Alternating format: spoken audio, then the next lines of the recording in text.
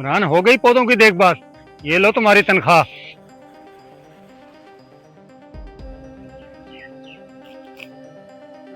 मालिक, अभी तो महीना खत्म होने में पूरा हफ्ता रहता है, इतनी जल्दी तनख्वाह? देखो इमरान, ईद आने वाली है।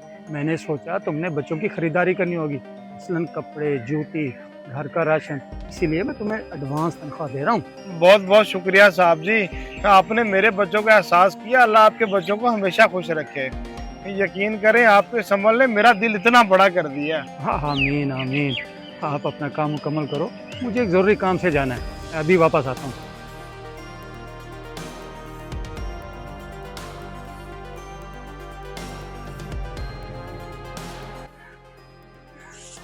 अरे ये क्या, मेरी तनख्वाह तो 25,000 रुपये है और ये 35,000 रुपये। लगता है साहब जी से भूल हो गई है। और ईद भी आने वाली है, बच्चों के कपड़े वगैरह भी लेने हैं। ये पैसे मेरे बहुत काम आएंगे। भाईजान, आपने ये मुलाजिम को 10,000 रुपए एक्स्ट्रा क्यों दिए हैं? देख लीजिएगा, ये कभी आपको वापसी नहीं करेगा। तुम ये बात इतने यकीन से कैसे कह सकते हो? भाईजान, मैं इन गरीबों को अच्छी तरह से जानता हूँ। इन्हें तो बस मौका मिलना चाहिए, ये कभी नहीं छोड़ते। तुम्हारी बात ठीक है, लेकिन इस तरह हर गरीब पर इल्जाम लगाना अच्छा नहीं होता। अच्छा भाईजान, आपको इतना यकीन है इस पर? देख लीजिएगा, ये पैसे सारे गिनकर अपनी जेब में रख लेगा, आपको बताना गवारा नहीं करेगा। या अल्लाह, मुझे समझ नहीं आ रही, ये तेरी तरफ से मेरी मदद है या आजमाइश?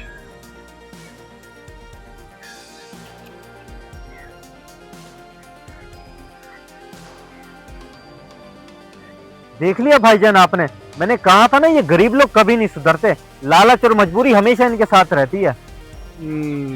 ये मुलाजिम भी पिछले मुलाजिम जैसा निकला। आज के दौर में अच्छा और ईमानदार मुलाजिम ढूंढना बहुत मुश्किल है। चलो चलते हैं।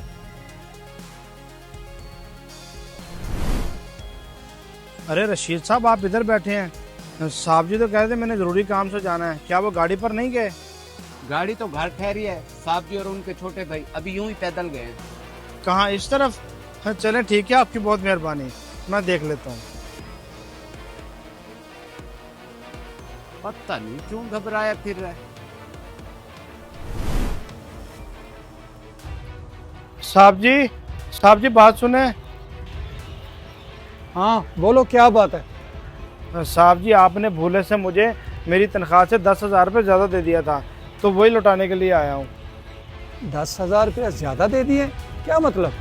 साहब जी, मेरी तनख्वाह तो 25,000 रुपये है। हाँ, आपने भूले से मुझे 35,000 रुपये दे दिए हैं। इमरान, मुझसे गलती नहीं हो सकती, ये पैसे तुम्हारे ही होंगे। साहब जी, 25,000 रुपये में तो मेरे घर का राशन बड़ा मुश्किल से पूरा हो सकता है। मैं बड़ा 10-10 हज़ार रुपये जेब में कैसे रख के घूम सकता हूँ? बिल्कुल ठीक कह रहे हो। ये मैं तुम्हें टेस्ट कर रहा था कि तुम्हारी ईमानदारी किस हद तक है। ये अब तुम्हारे हैं, तुम इसको अपनी ईमानदारी और बच्चों की ईदी समझकर रख लो।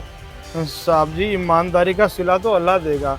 आपकी बहुत मेहरबानी, आपने मेरे बच्चों के लिए ईदी दी। अब मैं चलता हूँ। देखा सरमद, हर गरीब बेईमान नहीं होता।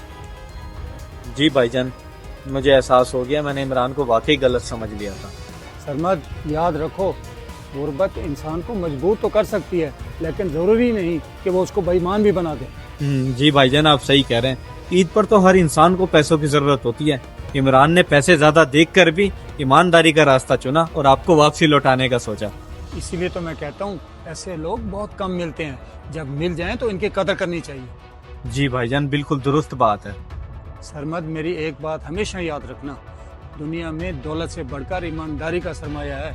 जो शख्स अमानत में खयानत नहीं करता, वो सबसे बड़ा ईमानदार है। जी भाई, मैं समझ गया हूँ इस बात को। असल अमीर वही है जिसका जमीर जिंदा हो, बस पहचानने वाली नजर चाहिए। बिल्कुल, जो शख्स अमानत में खयानत नहीं करता, वो अल्लाह के नजदीक भी इज्जत वाला होता है और लोगों के नजदीक भी।